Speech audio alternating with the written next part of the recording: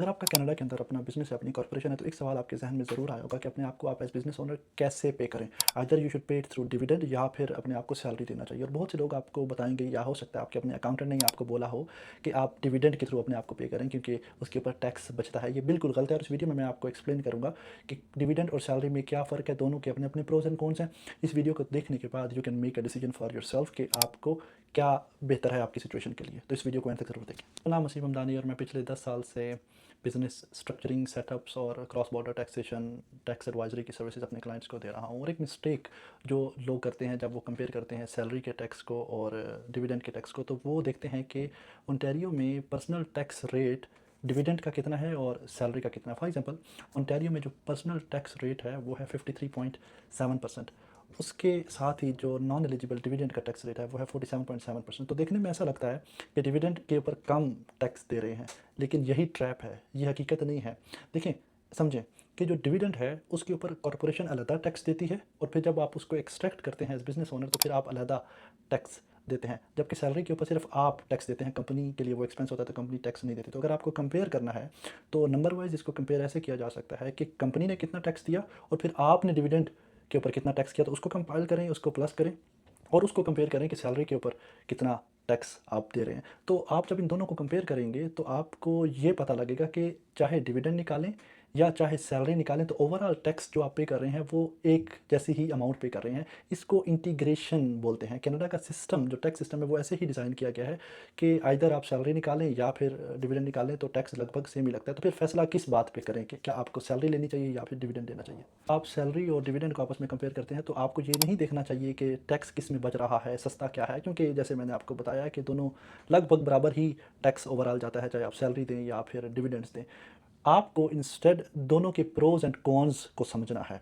दोनों के अपने अपने बेनिफिट्स हैं, आपके अपने गोल्स क्या हैं। सबसे पहले बात करते हैं सैलरी के ऊपर। तो सैलरी का जो नंबर वन बेनिफिट है वो है RRSP रूम।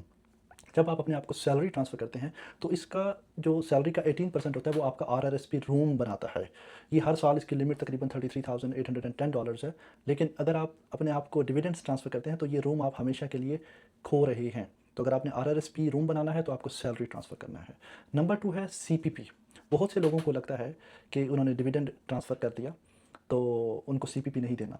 जब आप सैलरी ट्रांसफ़र करते हैं तो आपको CPP देना पड़ता है। बेसिकली ये कोई टैक्स नहीं है, ये एक फ़ोर्स्ड पेंशन प्लान है। बहुत से लोग डिविडेंड ट्रांसफ़र करते हैं, उनको लगता है कि हमने CPP बचा लिया, टैक्स बचा लिया। हालाँकि ऐसा नहीं है, आपने CPP बचाया लेकिन CPP के साथ-साथ ये एक गारंटीड इंडेक्स्ड इनकम मिलती है आपको रिटायरमेंट के वक़्त। उसके अलावा ये आपको डिसेबिलिटी और सर्वाइवर कवरेज भी देती है। तो आप अपने आप को जब डिविडेंड पे करते हैं और सैलरी बिल्कुल भी नहीं पे करते तो आप CPP से बाहर हो जाते हैं, कनाडा पेंशन प्लान के एलिजिबल नहीं होते। और ये गलत नहीं है क्योंकि कुछ लोग ये समझते हैं कि वो खुद बेहतर इन्वेस्ट करना जानते हैं instead of relying on government pension plan.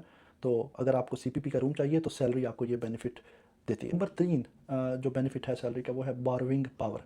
देखिए, जो बैंक आपको मॉर्गेज के लिए अगर आप अप्लाई कर रहे हैं या बैंक से आप लोन ले रहे हैं तो बैंक T4 सैलरी इनकम को सबसे स्ट्रॉन्ग प्रूफ ऑफ इनकम समझता है क्योंकि ये कंसिस्टेंटली आपकी बैंक में हिट हो रही होती है एवरी मंथ।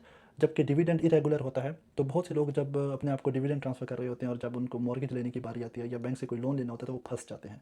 तो अगर आपको कोई मॉर्गेज लेना है या बैंक से लोन लेना है तो सैलरी इज़ दी आंसर। तरफ समझते हैं कि डिविडेंड के क्या बेनिफिट्स हैं।